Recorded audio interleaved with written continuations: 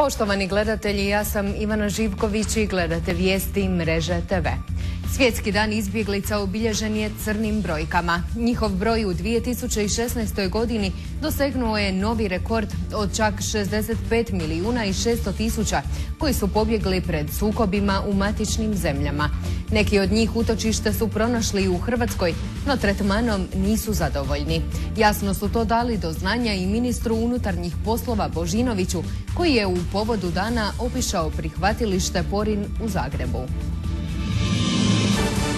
Ministar unutarnjih poslova Davor Božinović i zastupnica u Europskom parlamentu Dubravka Šuica posjetili su prihvatilište za izbjeglice Porin, u kojemu ostaju svi dok ne dobiju azil ili papire za odlazak dalje. Nezadovoljni uvjetima u Hrvatskoj, izbjeglice su uputile oštre kritike ministru Božinoviću.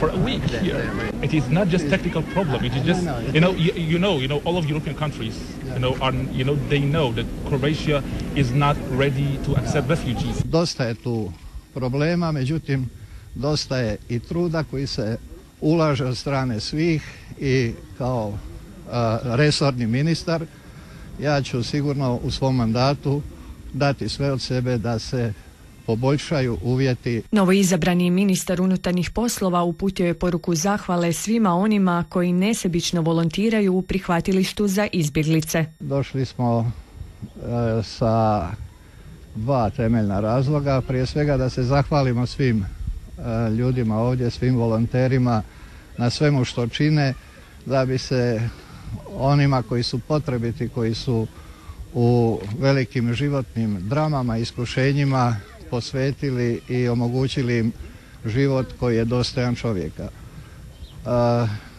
Konkretan motiv je nagrada europskog građanina koji je Europski parlament na prijedlog zastupnice Šuice i njezinih kolega dodijelio Pateru tvrtku Barunu. Pa smo se onda dogovorili ministar i ja da obiđemo ovo prihvatilište i da na taj način vidimo kako je stvarno stanje, a usput i da se zahvalimo gospodinu Baronu. Dodjela nagrade će biti 11. listopada u Briselu u Europskom parlamentu. Izbjeglice prvenstveno žele pravo učenja jezika kako bi u potpunosti imali mogućnost integracije i samog zapošljavanja, kako bi se poboljšala kvaliteta njihovog života.